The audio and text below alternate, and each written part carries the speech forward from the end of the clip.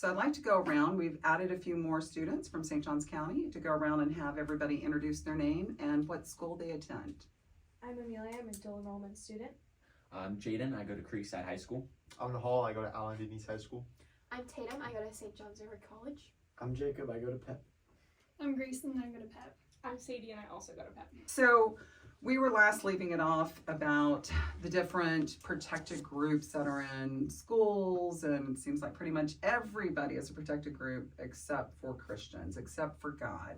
It's very interesting. I had an adult ask me not too long ago, do you think it's proper for, religion to be in politics? Now, I knew the way he was asking it, and the bottom line is absolutely. Number one, the Constitution and the commandments go hand in hand. But you can look at our history, and every day of Congress, since the Continental Congress, we have opened up session with a day of prayer. President Lincoln called for a day of fasting and prayer. We used to have 2 required readings in all our schools, and one of them was the Holy Bible. You can look at our Supreme Court building in Washington, D.C., and the middle person is Moses holding the 2 tablets. So it's been a part, it's just silly when we lose, focus of what civics is, what it is. We are a Judeo-Christian nation, and that's what makes us unique. And yet, the more we were talking earlier, I feel like when we got rid of God in schools, parental involvement in schools, and discipline in schools, we just went down the toilet. So I'd love to talk, I'd like to start with, and then anything that you want to, bring out, but how is it being a Christian or a conservative or a Hindu, but somebody who's not anti-religion, walking around the schools or dealing with teachers and other students? Is it not so bad in St. Johns County or on social media? I think I'll start it off. I have a teacher I love, Mr. Miller. He's my art history teacher. He was my world history teacher last year. And he has to preface every unit that covers God by saying he does not, promote this or push this onto us because of fear that parents, administration will come after him. And I think that's basic enough that why does the teacher have to do that? It's I walk around school. We have different. I know FCA is a very big club in our school. I feel like that's the only religion-based club in our school that is not attacked because so many students are part of it. So many athletes are part of it. I feel like it's widely accepted. It's been established.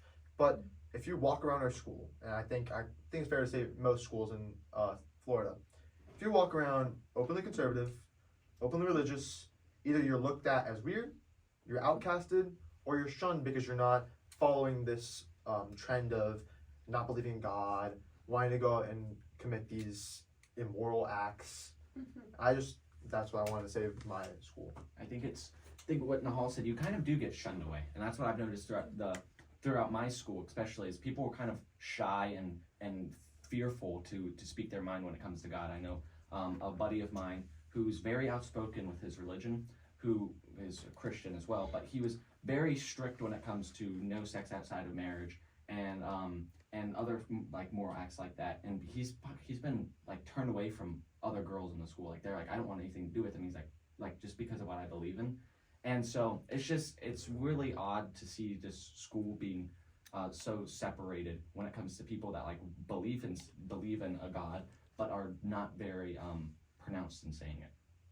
It's almost as if we're trapped behind this blank border that no one really has stated clearly, but everybody knows if you were to do something, you were to be shunned away. When I went to public school, I was very open about my faith. I was I'm Christian, I'm happy, I love the Lord, and I ended up getting myself in some really bad situations because of it, because there was just students that just did not like the fact that I was Christian and I wanted to help people, and I was just happy with who I was. And it put me in a bad place, and it became something that I had to be pulled away from, and I ended up leaving the school because of it. It's a situation that is hard, and I can't imagine having to live in that 24/7, because I was blessed enough to where my family supports homeschooling and I have the opportunity to be able to remove myself from that type of environment. But Christians that don't have that opportunity or are not as fortunate, that are being put in these situations, or I had a Muslim friend too, and she was struggling with her faith because she was vegan because of her faith, and everyone was being like, oh, you're weird for not wanting to eat a hamburger. it was hard to witness that and see that situation reoccur over and over again when they had no choice but to be at the school. Yeah. No, off of what Amelia said, I came also from public school, and I left public school because of a similar event that happened with me. I was shunned or bullied away because of my faith, because I was open about my faith. And so I left there and I went to PEP, which stands for Providence Extension Program. So it's a Christian co-op where I go to school 2 days of the week, which is great for me, but I'm learning, I have biblical worldview classes, I'm learning about philosophy and how to defend my faith, and that is such a great way of learning, especially in America where I have the freedom to, learn about that, especially at school, which was nice coming from a school where I was not at all being able to do that. So. Yeah. Anyone else? Do you feel like St. Johns County is kind of the norm as the stuff you read nationally? Are we better off, worse off? Are you worried? Here's a more specific question. Are you worried, and maybe not you guys in PEP now, right? But as a former public school student, are you worried about submitting certain papers if it has a conservative Yes. slant? Oh, yeah. Yes. Wow. For my college classes that I'm dual enrolled full time, and for my classes, I wrote a paper, and as I was pushing submit, I was like, well, I really hope I don't get a bad grade because I disagreed with one of the things in the Wow. government class, or we had to write a paper on the stance of free government or limited government, or the reformations and the things that they're giving back for minorities who were opposed against, and the reparations for that. And I said, well, I think that if someone, say someone who's a straight white male, if they're not qualified, then they shouldn't get whatever they're applying for, and you shouldn't hire them just because they're a straight white male. But the same goes for an African American woman. If she is not qualified, she shouldn't get the job just because she is an African American woman or a minority, and that goes for all minorities. And I stated that in my paper, and I have not gotten the grade back for that. I'm a little nervous. Yeah, I have a similar situation. Our one of our English teachers, he is very, very openly liberal, and it's to the point where he openly mocks students that are demonstratedly patriotic, conservative. I know one student, he's very patriotic, came to school with it was like Spirit Week, I know we talked about before, walked in with the flag, and he was head to toe patriotic gear in the spirit of the week. But he looked at him, took one look at him and said, you look like America threw olive over you. And like in the most disdainful voice, that student, all he wanted to do was show his patriotism, go to that class to learn. And every paper that's submitted, like Tatum, you have to, it's so obvious to see that the papers that have liberal views or connotations have such higher grades, when it may not be the quality of the writing, it's tainting the class and the quality of education you're getting based on the views of the teacher. And or lowering our standards. Exactly. I have someone very close to me that has a feminist teacher, and he has been struggling getting good grades in our class because she gives a 20% extra credit on every exam just for being a female taking the test. I am not kidding. Wow. And so, and the guys don't get that. So the guys are getting. Can you identify as a female? Yeah, we-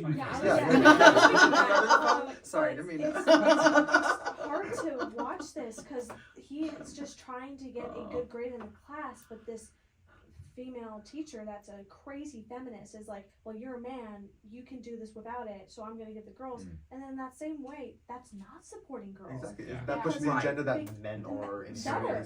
yeah. But girls are Yeah. equal, so Yeah. We it's need that.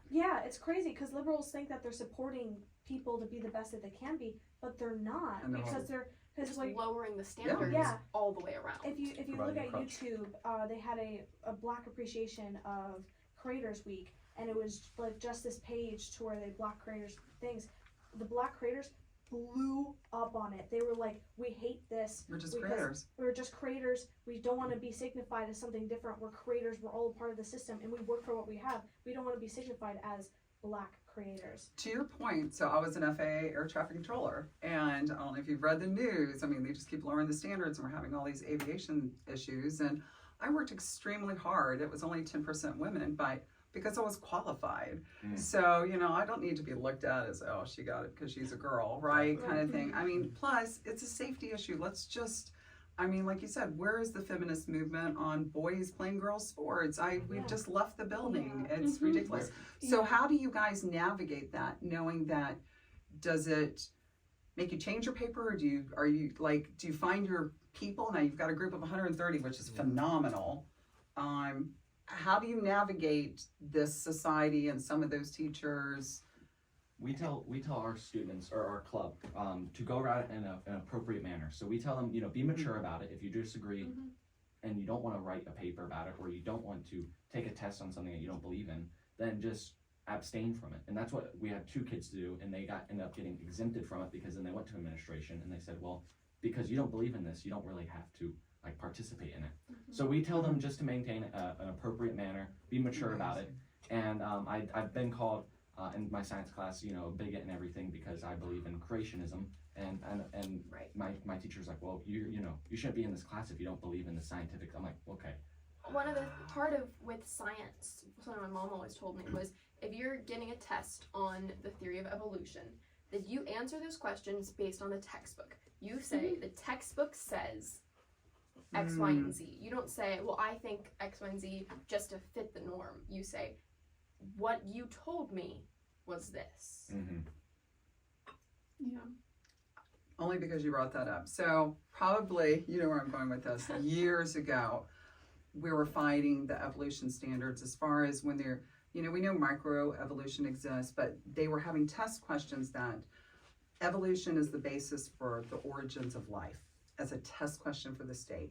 Evolution is the basis of all of biology. Just forget about cell theory, right? I mean, it's so dogmatic on their way. So I called, they're changing the textbooks on this. It's this big science group. If you Google my name and evolution, you'll see a picture of me, Kendall, dumb as a, and it's a post. I'm very proud of that, by the way. So they, you know, I said, can I go when they're having these discussions about the books and changing these rules? Well, yeah, but you have to sit quietly along the wall up in the Department of Education in Tallahassee. That's Which not was your fine. specialty. No, it was fine. I was having fun, just sitting there taking notes. But I noticed it came down, there was only 8 framers for the science standards, and 2 of them literally stood up and stopped everything and got these changes done. So that's when I started organizing parents and going in front of the State Board of Education, wrote legislation. And it seems to me there's a lot of, I'm not stereotyping, there are a lot of people from Oxford who seem to be part of this group. So, come on in, Taylor. Let's grab her a chair, Lindsay.